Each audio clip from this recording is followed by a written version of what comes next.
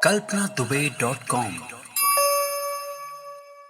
कहते हैं बड़ा सुंदर उन्होंने मुरली का, गोपिकाओं का चित्रण किया है कि तुम्हारी भक्ति हमारे प्राण, तुम्हारी भक्ति करना ही हमारे प्राण है, यानी तुम्हारी भक्ति में ही हमारे प्राण बसे हुए हैं।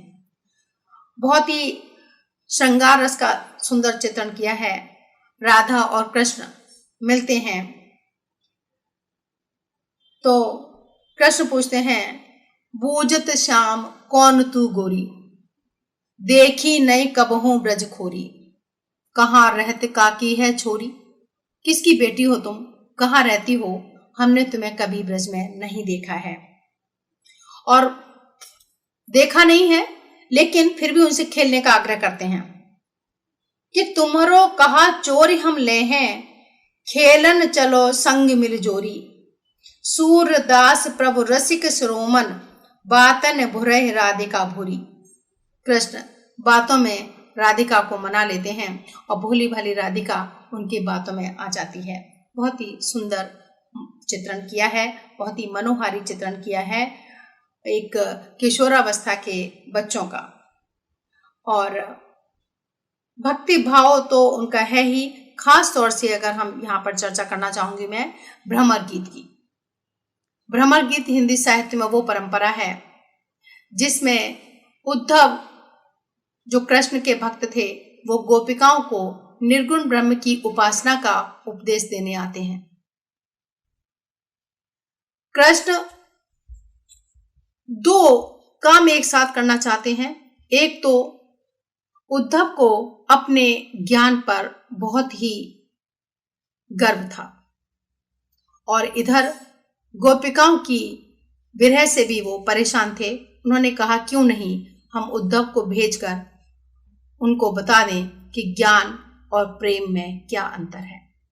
इसलिए वो उद्धव से कहते हैं, बड़े प्यार से, अनुनय से, विनय से कहते हैं कि तुम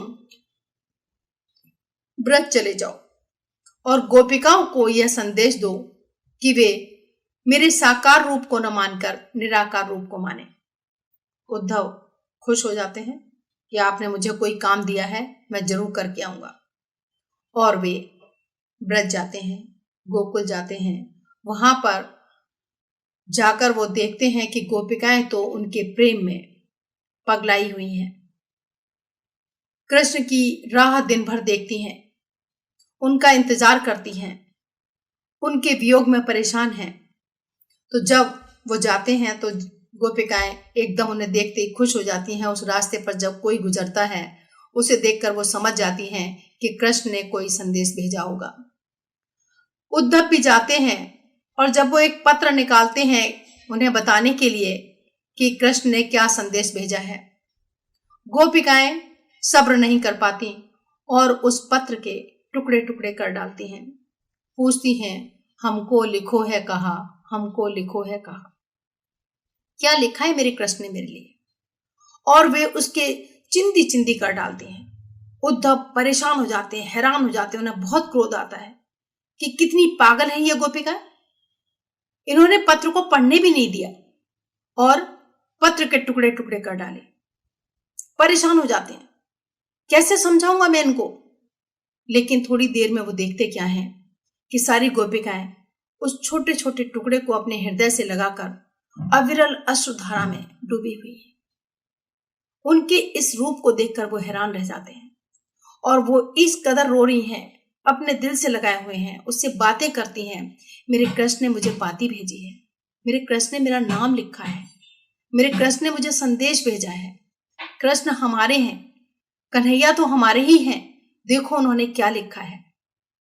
उसमें लिखा क्या है ये उन्हें नहीं मालूम, लेकिन वो सारी बातें समझ जाती हैं कि कृष्ण ने उनके लिए क्या संदेश भेजा होगा। और उद्धव इस दृश्य को देखकर हैरान रह जाते हैं। भ्रमर गीत की परंपरा साहित्य में काफी समय से चली आ रही है। इसी का अनुसरण करते हुए सूरदास जी ने भी भ्रमर गीत की रचनाएं की। उन्होंने भी गोपिकाओं को, उद्धव की इस बातचीत को उन्होंने बहुत ही सुंदर पदों में रचना की है।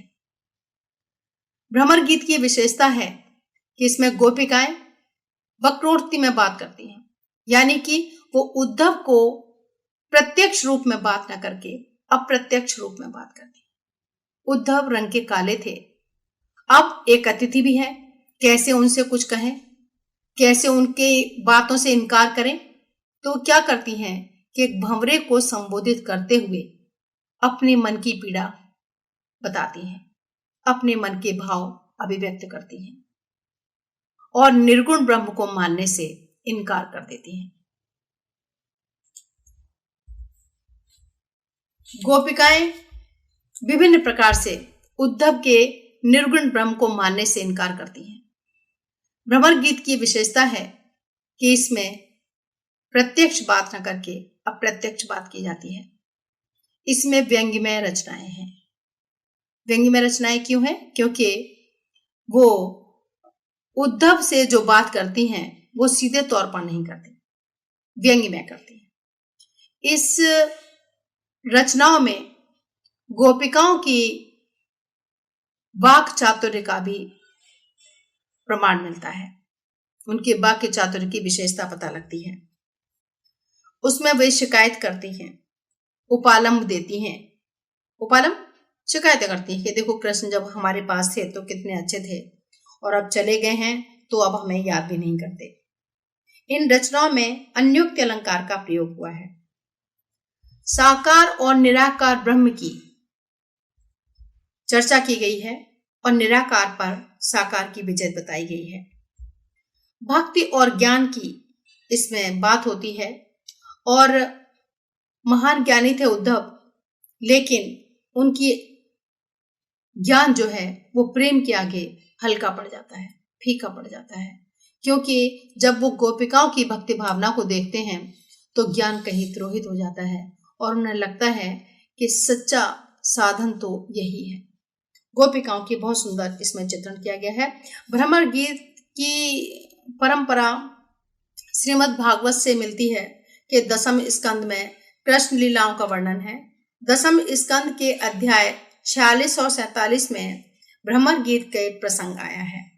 सूरदास जी ने उसी से प्रभावित होकर सूर सागर में भ्रमर गीत प्रसंग की अवधारणा की है।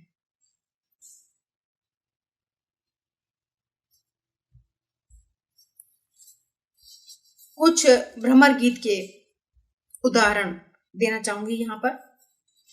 जब उद्धव निर्गुण ब्रह्म की उपासना की बात गोपिकाओं से करते हैं तो गोपिकाएं उनसे कहती हैं कि तुम्हारा यह निर्गुण ब्रह्म, जो तुम ये योग की बातें लेकर आए हो, ये हमें समझ नहीं आती। समझ क्यों नहीं आती? क्योंकि हमने तो कृष्ण के साकार रूप को देखा है। उनके जो साकार रूप देखा है उसकी वजह से हम तुम्हारे इस निर्गुण ब्रह्म को नहीं मानते, क्योंकि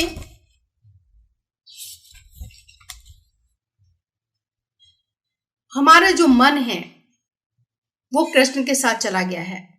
अब तुम जो बातें सुना रहे हो वो हम कैसे स्वीकार करें? ऊधो मन न भये 10-20, एक हतो सो गयो श्याम संग को आराधईश, कि मेरा मन तो कृष्ण के साथ ही चला गया है, अब हम तुम्हारी इन बातों को कैसे माने, क्योंकि मन तो एक ही था और वो मन अब मेरे पास नहीं है। अगर 10-20 होते तो हम तुम्हारी बात भी मान लेते, लेकिन अब तो हमारे पास मन है ही नहीं। मन जो था वो तो कृष्ण के साथ चला गया है। और जब वो अपनी बातें बताते हैं कि कृष्ण ने ही हमें भेजा है तुम्हें ये ज्ञान की बातें बताने के लिए, तो बड़े भोलेपन से कहती हैं, ऊधो तुम हो अति बड़ भागी, अपरस रहत स्नेह तगाते नाहिन मन अनुरागी, पुरैन पात रहित जल भीतर तारस देह न दागी, ज्यों जल माह तेल की गागर बूंद ताको लागी, प्रीति नदी में पैर न बोर्यो दृष्टि न रूप परागी, सूरदास अबला हम भोरी गुरु चाटत ज्यों पागी। कहते तुम बड़े भाग्यशाली हो कि तुम कृष्ण के प्रेम में नहीं रंगे हो। एक तरीके से देखें यहां पर तो वो उन्हें बड़भागी कहकर उन पर व्यंग्य कर रही हैं कि तुम कितने दुर्भाग्यशाली हो, कितने अभागे हो कि कृष्ण के पास रहते हुए भी तुम उनके प्रेम को नहीं समझ पाए। प्रत्यक्ष रूप में तो उनकी तारीफ कर रही है कि तुम बड़े भाग्यशाली हो और प्रेम नदी में पैर न बुरो, तुमने तो प्रेम में अपना पैर भी नहीं डुबोया। और हम तो कैसे हैं, अबला हम भोरी, हम तो भोली भाली हैं। और गुड़ चाटत जो प्यागी, हम तो गुड़ को ही बहुत बड़ा मिष्ठान समझते हैं। हम तो प्रेम में, कृष्ण के प्रेम में इस कदर डूब गए हैं कि उसी को ही अपना सर्वस्व मान चुके हैं।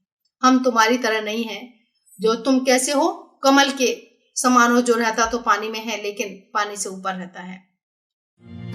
kalpanadube.com इंटरनेट पे हिंदी साहित्य और व्याकरण सीखने का आसान उपाय।